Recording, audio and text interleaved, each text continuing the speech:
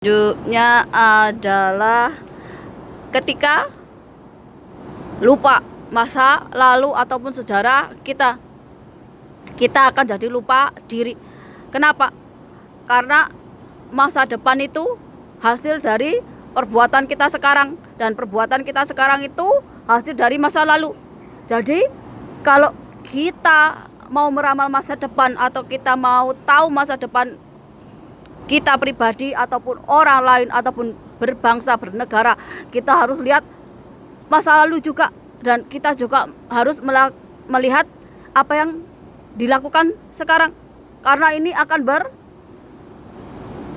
bersinambungan atau saling melengkapi.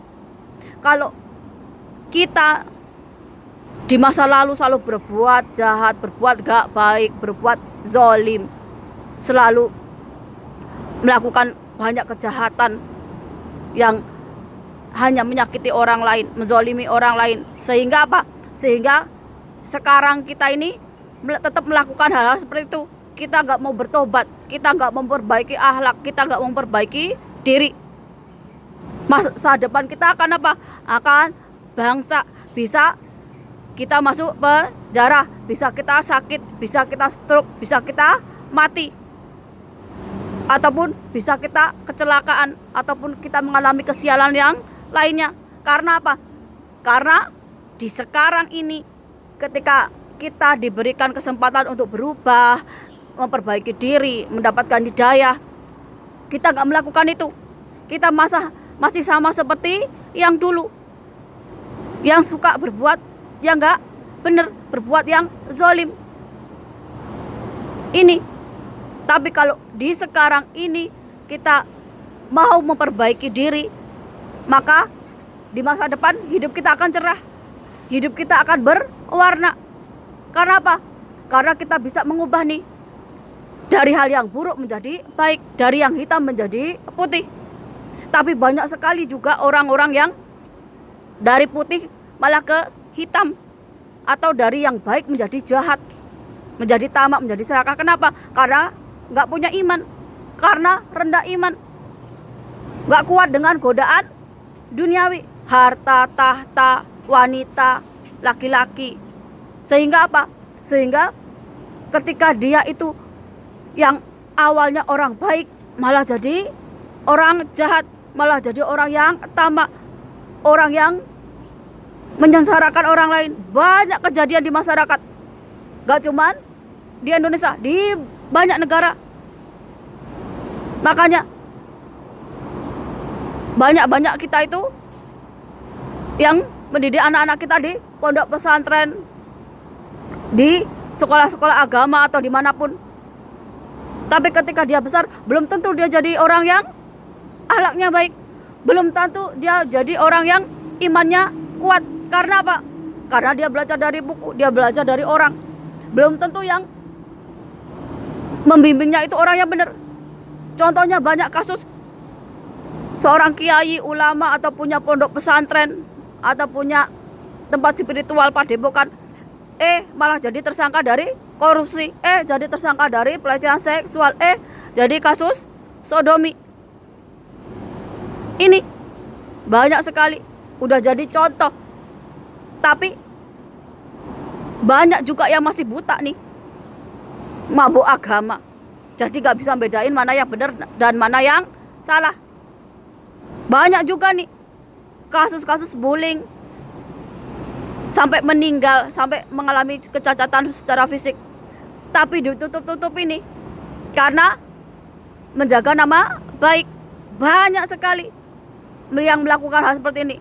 Makanya kalau kalian mencintai anak kalian sendiri, luangkan waktu dengan kasih sayang. Kalau kalian itu diberi kesempatan sama Tuhan untuk merasakan kebahagiaan. Kenapa saya bisa ngomong seperti ini? Karena saya nggak seberuntung orang lain. Saya tetap normal, yaitu apa? Menginginkan kebahagiaan, kumpul sama keluarga. Tapi ketika takdir, ketika keadaan itu berkata lain, berarti saya yang harus menyesuaikan diri. Tapi kalau ketika kalian itu dikasih kesempatan, kalian gak mau ngambilnya, nanti kalau yang jadi korban anak-anak kita, generasi yang akan datang. Apa yang kita bisa lakukan selain meminta maaf pada diri sendiri? Ini banyak kejadiannya. Makanya banyak orang-orang yang tua yang bikin konten, bikin video, bikin apapun, bukan bikin konten, bikin video yang mendidik agar bermanfaat untuk generasi yang akan datang, tapi malah bikin konten yang menghancurkan moral akhlak generasi yang akan datang. Banyak sekali konten-konten yang mempertontonkan aurat atau mendidik tentang seks ataupun yang lainnya. Dan itu tontonan yang seharusnya anak-anak itu gak perlu nonton, atau kalau nonton pun perlu bimbingan orang tua. Tapi karena kebanyakan orang tua zaman sekarang itu ngasih HP ke anak-anak, dan ketika anak main HP itu gak ditemenin, makanya banyak sekali anak-anak yang terjebak dalam kriminal sebagai pemerkosa ataupun pembunuh dan sebagainya, atau tukang bully. Karena apa? Karena orang tuanya yang salah, karena masyarakatnya yang gak benar. Bukan bikin konten, bikin hal-hal yang mendidik untuk generasi yang akan datang, tapi malah merusak mindset mereka, merusak otak mereka dengan tontonan-tontonan yang gak mendidik. Aku juga berpikir, sebanyak ulama, sebanyak kiai sampai yang mengaku keturunan nabi, keturunan wali, keturunan ini, tapi tetap gak bisa namanya menyaring nih, mana yang perlu dijadikan budaya ataupun enggak. Malah mendapat dukungan sepemerintahannya sekali. Ini orang kalau baik itu belum tentu dia itu ngerti apa yang seharusnya dia lakukan. Karena apa? Karena dia cuma pengen dilihat baik aja. Beda orang yang pernah mengalami keperihan hidup atau dia pernah mengalami penderitaan hidup. Dia akan lebih menghargai kehidupan. Dia akan lebih memanusiakan manusia. Kalau dia pernah di masa lalu mengalami hal-hal yang gak baik, berarti dia akan pikir ke depannya lagi. Jangan sampai generasi yang datang atau anak keturunannya itu mengalami hal yang sama. Kalau tanya nih, laki-laki atau perempuan yang pernah mengalami jadi orang yang gak bener, jadi bajingan, ataupun orang yang pernah mengalami penderitaan, mengalami trauma, pasti mereka akan mengalami yang namanya menghargai kehidupan, bisa menghargai orang lain. Itu kalau dia juga punya iman. Tapi kalau di dalam hatinya cuma ada dendam, cuma ada kebencian, ya walaupun dia itu jadi orang, dia tetap akan balas dendam. Bagaimana caranya dia itu bisa menaklukkan musuhnya aja, tanpa bagaimana belajar memaafkan, sabar. Dan aku sebagai orang Jawa, sebagai orang Nusantara, ketika banyak sekali orang Jawa, orang Nusantara itu bikin konten yang gak mendidik, bikin konten yang gak unfaedah, aku tergerak nih. Oh, aku orang Jawa, orang Nusantara, berarti aku juga bikin konten, tapi konten yang mendidik, yang mengajarkan kesadaran, mengajarkan kita berperilaku baik. Jangan sampai kita itu mendapatkan karma perbuatan kita yang gak baik. Karena apa? Karena kalau kita gak mau berubah, masa depan kita juga akan suram, juga akan buruk. Ini jadi mau seburuk apapun masa lalu kita, mau jadi maling, mau jadi PSK, mau jadi apapun itu, kalau kita niat mau berubah, kita mau memperbaiki diri, Tuhan akan memberikan hidayah. Kita akan bisa memperbaiki diri.